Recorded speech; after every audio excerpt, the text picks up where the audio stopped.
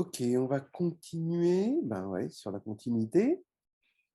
Et là, donc je vous rappelle, hein, j'ai mis sur YouTube le lien pour que vous puissiez télécharger le cahier de vacances de Roger Mansuy. Donc là, sur la continuité, encore de l'analyse, c'est toujours des petites bases intéressantes à avoir pour partir d'un bon pied. Et là, pour partir d'un bon pied, justement, sur la continuité, on pourra avec profit énoncer la définition de la continuité en un point. Donc là, voilà quoi. La définition, c'est cette définition avec les epsilon. Je vous rappelle quand même que la continuité, il y a une continuité intuitive et puis une continuité formelle. On va dire que la continuité intuitive, c'est un petit peu le théorème des valeurs intermédiaires. C'est que quand on traverse une droite, on est obligé de couper cette droite en un point. Mais ce n'est pas la définition de la continuité.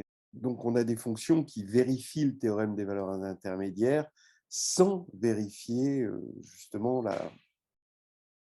la vraie définition de la continuité. Donc, vous avez que l'exemple suivant, c'est la fonction f de x égale sinus 1 sur x. Et pour 0, f de 0 égale 0. Donc, c'est une fonction qui va vérifier le théorème des valeurs intermédiaires, mais dont on ne pourra pas dire qu'elle est continue en 0. Voilà. Alors, la continuité, justement, c'est une définition qui se fait avec des epsilon et des alphas, et que quel que soit epsilon, il va exister alpha, tel que quand x se rapproche à moins de alpha de x0, f de x va se rapprocher de f de x0 à moins de epsilon. Voilà. Et là, bon, là, je suis en train de regarder juste de R dans R, mais après, ça se généralise avec la topologie, avec des histoires d'ouvert. Donc là, je vais me situer quand même dans des définitions assez basiques de la continuité. Et de temps en temps, je donnerai des généralisations quand on fait de la topologie. Par exemple, la continuité, c'est le fait que l'image réciproque de tout ouvert dans l'ensemble d'arrivée est un ouvert dans l'ensemble de départ. Bon, voilà. C'est important de savoir faire le lien aussi entre cette définition et la définition basique. Bon, alors, on nous parle de continuité en un point. Voilà. Le théorème des valeurs intermédiaires, c'est justement ce théorème qui dit que si f de A est, par exemple, négatif et f de B est positif, alors il va exister un C dans AB tel que dans l'intervalle AB, tel que f de C égale 0, voilà, qui revient finalement, qui devient, quand on fait de la topologie, à l'image d'un connexe par une fonction continue est un connexe. Voilà. Et le théorème des bornes atteintes, alors le théorème des bornes atteintes, c'est le fait que quand on travaille, on a une fonction, toujours de R dans R, et puis on prend un fermé borné de R, et eh bien, l'image d'un fermé borné, ça va être encore un fermé borné de R. Voilà, donc des petites choses importantes. Et donc, les bornes soient atteintes, c'est-à-dire qu'à partir du moment où vous êtes parti d'un fermé et borné, alors l'image sera bornée en particulier, et le max et le min vont être atteints, parce que justement, vous étiez parti d'un fermé. Donc ça, c'est quelque chose à bien comprendre. Et puis, bon, donc dans son état minimal, on va dire que l'image d'un intervalle fermé est un intervalle fermé. Et dans son état maximal, c'est-à-dire quand on vient mettre de la topologie, alors ce serait l'image d'un compact est un compact. Donc en gros, vous voyez, ce théorème des valeurs intermédiaires, c'est l'image d'un connexe est un connexe, et l'autre, c'est plutôt l'image d'un compact est un compact. Voilà. Alors, donc un vrai faux assez rapide. La composée de deux fonctions continues est continue Donc là, oui, c'est imparable, hein, c'est vrai. Bon, alors bien sûr, il faut qu'elles soient composables, hein, ces fonctions. Donc, je suppose ça qui est. Une fonction strictement monotone réalise une bijection entre un intervalle i et f de i. Alors, bijection entre i et f de i, ça veut dire déjà juste injection, hein, puisque la surjection est déjà, voilà, est déjà assurée. Donc, est-ce qu'une fonction strictement monotone est injective? Ben, oui, puisque injective, c'est que si f de x est égal à f de y, alors x égale y. Ou si on veut, si x différent de y, par la contraposée, f de x est différent de f de y. Ben oui, donc là, ça c'est évident, parce que si x est différent de y, ben, on peut supposer, sans perdre de généralité, que x est strictement inférieur à y, et donc ça veut dire que f de x est strictement inférieur à f de y, donc en particulier que f de x est différent de f de y. Donc là, ça va être vrai, parce que c'est injectif. Pour toute fonction continue f de AB dans R et tout C dans AB ouvert, il existe y entre f de A et f de B tel que y égale f de C. Bon, celle-là, elle est quand même assez drôle. Je pense qu'il y a de l'humour là-dedans. Bon, ça, c'est mon point de vue personnel. Je pense que c'est avec lui. Parce que c'est comme si on prenait une phrase classique qu'on a l'habitude d'entendre et puis qu'on la transforme de l'intérieur pour faire croire que c'est une phrase, on dirait du Eric et Ramsey, quoi. Je sais pas, style au diable la varicelle, quoi. C'est excellent. D'abord, il existe Y tel que Y égale F de C. Déjà, c'est juste pour ressembler à une certaine phrase classique. Parce que sinon, on ne dirait pas il existe Y, on dirait on pose Y égale F de C ou Y égale F de C ou simplement F de C est entre F de A et F de B.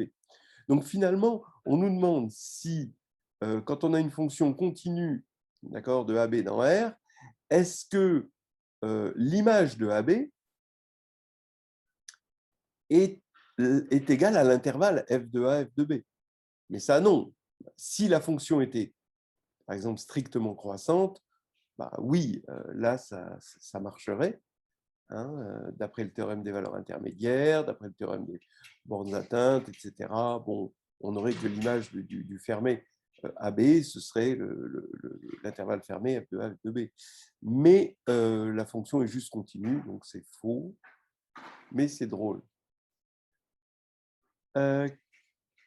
Alors, c'est toujours pareil, c'est toujours intéressant, hein, de prendre cette question-là et puis de la remplacer par quelque chose de juste. Donc, si vous rajoutez ici continue croissante, ben là, ça devient vrai. Maintenant, vous pouvez aussi en faire une autre phrase vraie sans ajouter croissante, mais là, c'est plutôt pour tout C entre f de A et f de B, alors il existe Y entre A et B tel que f de Y égale C. Voilà, je pense, la phrase de départ qui a été déformée, hein, et qui est vraie, mais qui a été déformée pour en faire une phrase fausse. Voilà.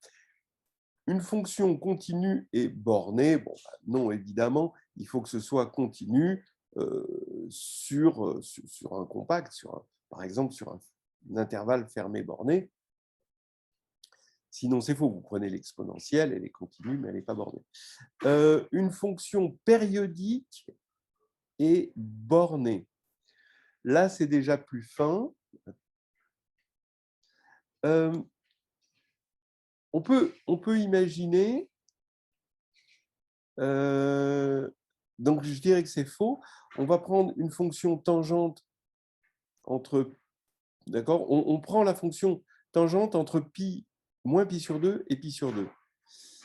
En moins pi sur 2 et en pi sur 2, on va mettre comme image 0 et on va la prolonger par périodicité de période pi. Hein.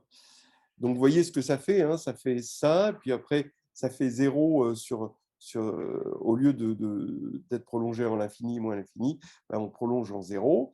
Donc, ça va être une fonction, et puis ensuite, on décale par périodicité de pi, parce qu'on est parti d'un intervalle de longueur pi. Et ben, ça va être périodique et ça va être non borné. Donc, c'est faux. Alors, bon, je suis gêné un petit peu parce que il n'était pas clair une fonction périodique sur quoi. Bon, a priori, sur R, hein, je pense. Alors maintenant, si une fonction f est bornée, strictement positive, alors 1 sur f est bornée. Ben non, parce qu'elle peut être bornée, tendre vers 0 de façon strictement positive. Et si elle tend vers 0, en l'infini par exemple, hein, alors 1 sur f va pas être borné, va tendre vers plus l'infini. Donc ce ne sera pas borné. Et donc là, c'est faux. Donc vous prenez ne serait-ce que, par exemple, 1 sur x de 1 sur le fermé 1 plus l'infini. Vous allez avoir une fonction bornée, strictement positive, et 1 sur f, ça va être x, donc ce ne sera pas borné en l'infini. Après, vous pouvez la prolonger sur tout R, parce que je suis toujours un petit peu gêné de ne pas avoir exactement l'ensemble de définitions. Ensuite, une fonction f de R dans R, ni minorée ni majorée, est surjective. Ben, non. Non. Parce qu'elle n'est pas minorée, donc elle peut aller se balader vers moins l'infini, elle a vers plus l'infini, mais entre les deux, elle peut faire des sauts parce qu'elle n'a pas été supposée continue. Donc, écrit comme ça, sans la continuité, c'est faux, mais avec la continuité, alors on aurait des sous-suites, en quelque sorte, f de xn qui tendraient vers moins l'infini, des sous-suites f de xn qui tendraient vers plus l'infini, et entre ces deux-là, on pourrait placer par continuité, par le théorème des valeurs intermédiaires, justement, tous les éléments possibles de R. Et donc, on aurait de la surjectivité. Donc là, si on rajoutait continu, alors ce serait vrai. Et par le théorème des valeurs intermédiaires. Si f de l'ouvert AB dans R borné sur tous les segments inclus dans f AB, alors f est borné. Bon, ben là, non, c'est faux. Vous prenez encore la fonction tangente entre moins pi sur 2 et pi sur 2, donc qui fait comme ça. Elle est bornée sur tous les segments. Je suppose que c'est les segments. Bon, c'est peut-être pas très précis, mais bon, dans le contexte, c'est les segments oui, fermés. Hein, et en tout cas, les segments strictement inclus dans AB, parce que si on prend le segment AB, à moins que ce ne soit pas considéré comme un segment, je ne sais pas ce qu'on considère vraiment comme un segment, mais en tout cas, si l'idée c'est ces segments fermés, alors cette fonction tangente, surtout compacte, comme elle est continue, eh bien, elle va être bornée. Et pourtant, entre moins pi sur 2 et plus pi sur 2 ouvert, la fonction tangente n'est pas bornée, donc c'est faux. L'image réciproque d'un intervalle par une fonction continue est un intervalle. Bon, bah non, évidemment. Hein, vous prenez la fonction cosinus. Non, en fait, le problème, c'est que l'image réciproque d'un intervalle par une fonction continue est un intervalle. Si la fonction était injective, alors, voilà, quoi, elle serait inversible sur son image. Et, et du coup, on pourrait l'inverser, et l'inverse serait continue. Et du coup, on pourrait appliquer le théorème des valeurs intermédiaires, où l'image par cette fonction continue, qui est la fonction inverse, d'un intervalle est un intervalle. Mais là, comme on n'a pas supposé l'injectivité, eh bien, ça va devenir faux, et c'est bien dommage. Donc, vous prenez la fonction cosinus, par exemple, et vous prenez l'image réciproque de moins epsilon, epsilon, où epsilon est strictement positif, voilà, et epsilon strictement inférieur à 1 aussi, hein, comme ça, voilà, et vous allez avoir la réunion d'intervalles, voilà, déconnectés. La fonction x donne cosinus x moins 1 sur valeur absolue de x est prolongeable par continuité en 0. Bon, bah, on sait que cosinus x moins 1, ça va être équivalent à quoi? À moins x2 sur 2. Et donc, quand on va diviser par valeur absolue de x, eh bien, ça va faire moins, ça va être forcément négatif, donc ça va être moins valeur absolue de x sur 2. Et ça, c'est prolongeable par continuité en 0. Bah oui, parce qu'on prolonge en prenant pour l'image de 0 égale 0. Donc ça, c'est bon. Voilà, on a terminé. J'ai trouvé rigolo le théorème des cordes universelles. Donc, je vous laisse le faire. Théorème des cordes universelles. Alors, je vous montre, voilà le début. On définit une fonction. Donc, on a une fonction f de 0, 1. C'est une application continue telle que f de 0 égale f de 1. Voilà. Et pour n entier positif non nul, on pose G qui a x associe f de x plus 1 sur n moins f de x avec les bonnes, voilà, bon, de sorte à ce que ça fonctionne bien. Et on veut montrer qu'il existe alpha n, voilà, dans cet intervalle, tel que f de alpha n plus 1 sur n égale f de alpha n. Donc c'est bien dessiné ici, d'accord. Là, ici, vous avez un petit segment de longueur, donc ce petit segment est de longueur 1 sur n. Donc là, vous avez alpha n. Là, donc, vous avez alpha n plus 1 sur n. Et puis après, vous en prenez d'autres et vous pouvez prendre aussi petit que vous voulez. Vous êtes parti d'une fonction continue, hein, avec f de 0 égale f de 1. Bon, là, c'est égal à 0, mais bon, on n'est pas obligé d'avoir... voilà, on peut translater. Le tout, c'est que f de 0 soit égal à f de 1. Et là, on a égalité, donc ça nous fait des choses, une infinité de petits endroits, on a ces égalités. Bon, ça n'a pas l'air d'être trop compliqué. Et ce qu'on nous demande, c'est de calculer la somme de k égale 0 à n-1 de g de k sur n. Voilà. Et ensuite, en déduire l'existence, justement, de ce alpha n. Donc, je vous laisse regarder.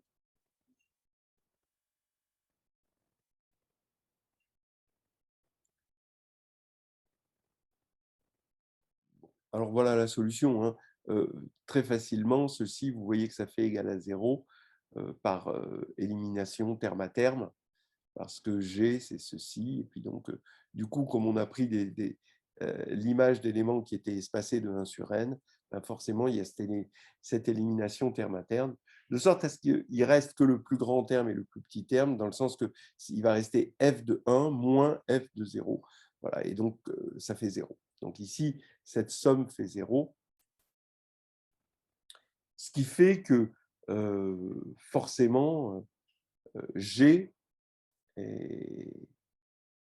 ne peut pas être strictement positive ni strictement négative, sinon, voilà. Donc, sinon, la somme ne pourrait pas être nulle, évidemment. Elle serait dans le premier cas strictement positive et dans le deuxième cas strictement négative. Donc, ça veut dire que forcément, G, bon, soit G s'annule partout, sur tous les cas sur n, voilà, soit alors il va y avoir une valeur, et dans ce cas-là, ben, on a gagné, parce que vous voyez bien que trouver un alpha n qui vérifie ça revient à trouver un x qui annule G. Donc, soit tout est nul dans la somme, bon, ce qui est possible, soit alors tout n'est pas nul. Et dans ce cas-là, il y a une valeur strictement positive et une valeur strictement négative pour compenser. Et donc, comme f est continu, G est également continu. Et on va avoir, par application du théorème des valeurs intermédiaires, une valeur qui annule G. Voilà, donc dans les deux cas, hein, que tous les termes soient nuls ou que tous les termes ne soient non tous nuls, eh bien, on va quand même pouvoir trouver des éléments qui annulent G et on a gagné. Voilà.